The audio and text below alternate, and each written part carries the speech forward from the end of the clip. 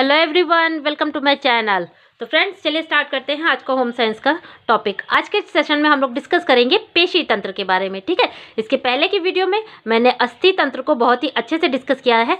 Playlist में video है, आप लोग जाके उसको ज़रूर देखिएगा। जब तक एक चीज़ नहीं समझेंगे आपको दूसरी चीज़ नहीं समझ में आएगी। ठीक है, तो एकदम स्टार्टिंग से चल रहे हैं। तो आप लोग सबसे पहले अस्थि तंत्र को समझ लीजिए, उसके बाद आज हम लोग जो है वो पेशी तंत्र को डिस्कस करेंगे, फिर इसको भी समझिएगा अच्छे से। ठीक है, चलिए स्टार्ट करते हैं। सबसे पहले इंट्रोडक्शन देखते हैं कि हमारे शरीर के लिए मांस उतना ही महत्वपूर्ण है जितनी कि अस्थियां। कहने का ये मतलब है कि जितना इम्पोर्टेंट रोल होता है मांसपेशियों का, उतना ही इम्पोर्टेंट रोल अस्थियों का होता है। ठीक है, शरीर के कुल भार का लगभग आधा भाग मांस से ही बना है, जिन्हें की क्या कहते हैं, पेशियां कहते हैं। कहने का मतलब ये है कि अगर 50% भाग अस्थियों का बना है तो 50% भाग जो है वो बाकी तंत्र का बना है। जैसे कि जिसमें आएंगे रक्त तंत्र, ठीक है, अस्थि तंत्र, और जो बाकी तंत्र है उत्सर्जन तंत्र, पाचन तंत्र, तो ये सारे किस में आएंगे, ये सारे आएंगे 50% में, और बाकी जो 50% है वो बना है किसका, मांसपेशियों का। ठीक है, बात समझ में आ रही है? अगर चीज़ें समझ में आ रही है और वीडियो अच्छी लग रही है तो प्लीज़ फटाफट से लाइक, शेयर और सब्सक्राइब कर दीजिए। होम साइंस के इंपॉर्टेंट वीडियो आपको इस चैनल पे डेली मिलेंगे।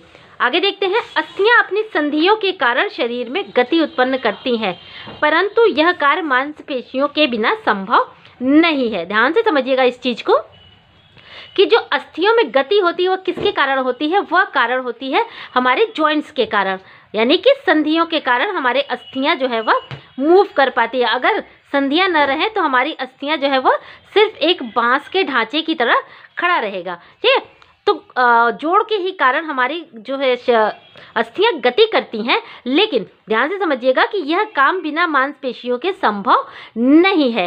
कहने का ये मतलब है कि अगर एग्जाम में ऑप्शन में आ जाए कि अस्थियां किसके कारण गति करती हैं, तो पहले नंबर पर अगर संधि दी रहेंगी तो आप तो नो डाउट आप संधि पे ही टिक करिएगा, लेकिन संधि अगर नहीं दिया रहेगा और मांसपेशी दिया रहेगा तो आप लोग मांसपेशियों पे ही टिक करिएगा, न कि केवल अस्थियों पे। ठीक है, संधियां और मांसपेशियों के कारण ही अस्थियां गति करती हैं। अगर दोनों दिया रहेगा तो कंफ्यूज मत होइएगा, पहले नंबर पे आप संधि को ही चुनिएगा। अगर संधि नहीं दिया रहेगा तब तो मांसपेशियां लगाइएगा, लेकिन अगर मांसपेशी दिया रहेगा तब मांसपेशी दिया रहेगा, संधि नहीं दिया रहेगा तब आप मांसपेशियों को ही लगाइएगा, और अगर दोनों दिया रहेगा तो नो डाउट आप संधि को ही टिक करिएगा। ठीक है, चीज़ें समझ में आ रही है?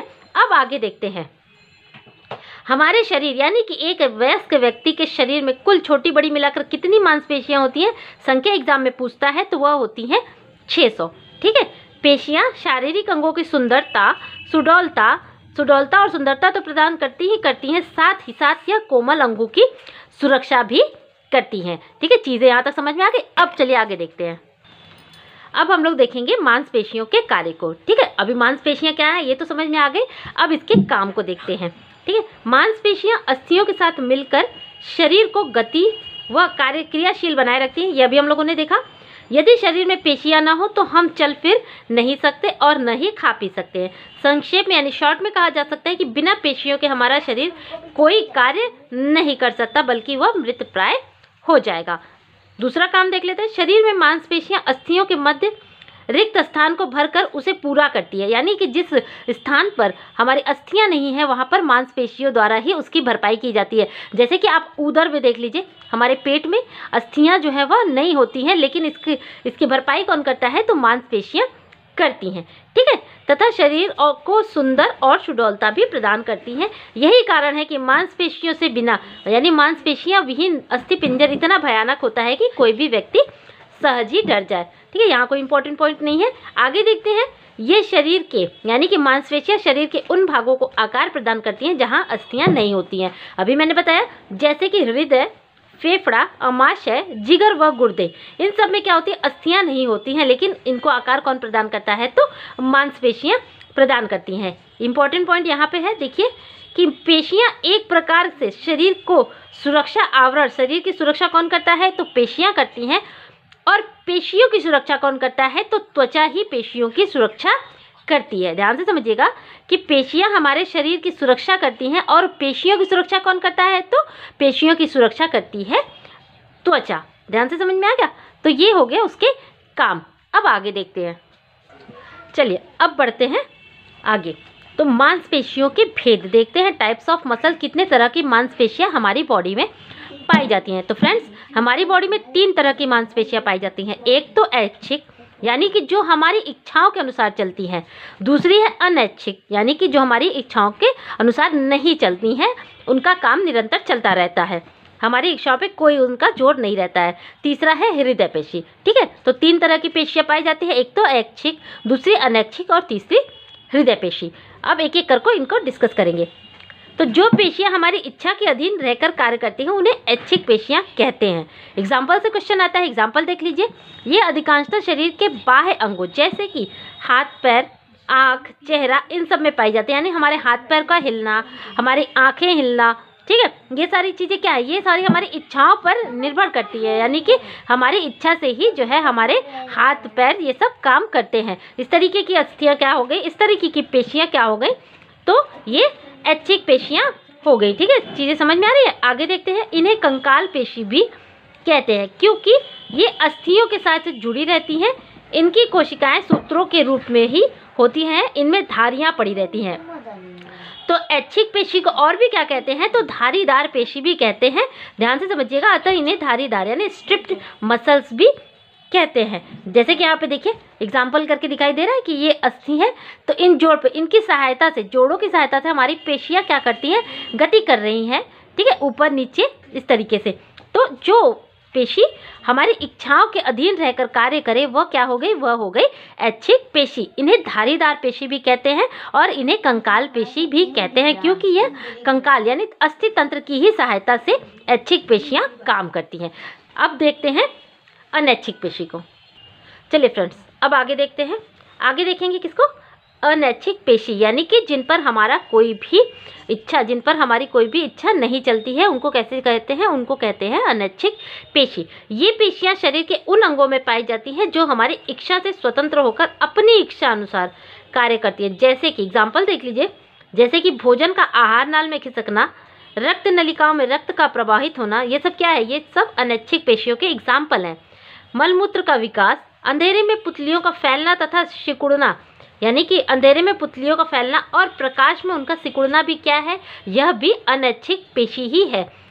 ये सब कार्य किसके हैं, अनैच्छिक पेशियों की सहायता से ही होते हैं। ये सभी कार्य जीवन पर्यंत जो है वह चलते रहते हैं।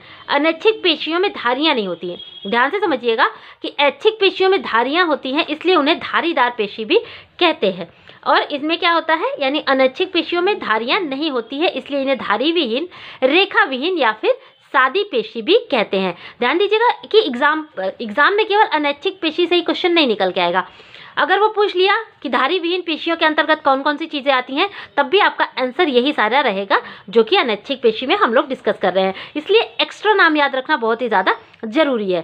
ठीक है, तो धारी विहीन, रेखा विहीन या फिर सादी पेशी भी इसे ही कहते हैं, किसको, अनैच्छिक पेशी को। आगे देखते हैं। जिस प्रकार इन पर यानी कि इन पेशियों पर हमारा नियंत्रण नहीं होता है, उसी प्रकार इन पर मस्तिष्क का भी कोई नियंत्रण नहीं होता है। कहने का मतलब यह है कि जो भी ऐच्छिक पेशियां हैं, ऐच्छिक पेशियों पर हमारा नियंत्रण होता है, इसका मतलब है कि उन पर किसका नियंत्रण होगा, तो मस्तिष्क का नियंत्रण होगा। और इन पर हमारा कोई नियंत्रण नहीं होता है, तो इसका यह मतलब है कि इन पर मस्तिष्क का भी कोई नियंत्रण नहीं, कोई भी कंट्रोल इन पर मस्तिष्क का नहीं होता है। ये पेशियां अपनी गति से जो है बिना रुके कार्य करती रहती हैं। इनका रुक जाना मतलब कि जीवन का अंत हो जाना होता है। ठीक है, चीज़ें समझ में आ गई कि ऐच्छिक पेशी क्या होती है और अनैच्छिक पेशी क्या होती है। अब आगे देखते हैं हृदय पेशी।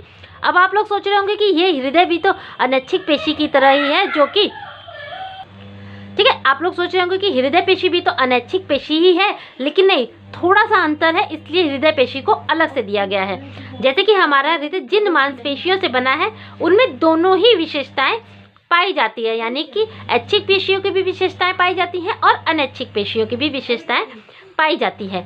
यह रचना में, यानी कि जो इसकी रचना है वह तो ऐच्छिक पेशियों की तरह धारीदार होती है, यानी कि जो रचनाएं हैं, इसका जो स्ट्रक्चर है वह धारीदार है, स्ट्रिप्ड है। और जबकि इसका कार्य किसका है, इसका कार्य है अनैच्छिक, यानी कि जो हमारी इच्छाओं के विपरीत कार्य करे, हमारी इच्छाओं के अनुसार कार्य नहीं करती है, उसकी तरह है। ठीक है, तो ऐच्छिक पेशियों की भांति धारीदार है, लेकिन इसका काम क्या है, इसका काम अनैच्छिक पेशियों की तरह ही इसका काम है। यानी कि अगर ये काम करना बंद कर दे तो हमारे जीवन का क्या है, अंत है। ठीक है, यहाँ तक चीजें समझ में आ गई। अब देखिए इसको शॉर्ट में किस तरीके से दिया गया है।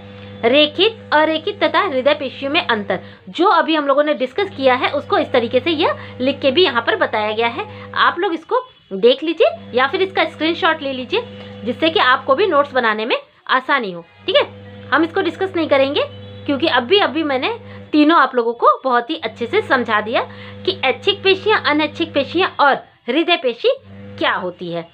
ठीक है, तो यहीं पे आज हम लोग खत्म करेंगे पेशी तंत्र को। पेशियों से रिलेटेड जितने भी क्वेश्चंस एग्जाम में निकल के आ सकते हैं वो सारे पॉइंट मैंने यहाँ पर आप लोगों को बहुत ही अच्छे से डिस्कस करा दिए हैं। आप लोग बहुत ही ध्यान से चीज़ों को समझिए, समझ के पढ़ेंगे और एक दूसरे से लिंक करके पढ़ेंगे तो चीज़ें कभी भी नहीं भूलेंगी। ठीक है, बात समझ में आ रही है। अब चलिए मिलते हैं फिर अपने नेक्स्ट वीडियो में। आप लोग इसको लाइक कर दीजिए, शेयर कर दीजिए और चैनल को सब्सक्राइब करना बिल्कुल मत भूलिएगा। मिलते हैं अपने नेक्स्ट वीडियो में, तब तक के लिए थैंक यू।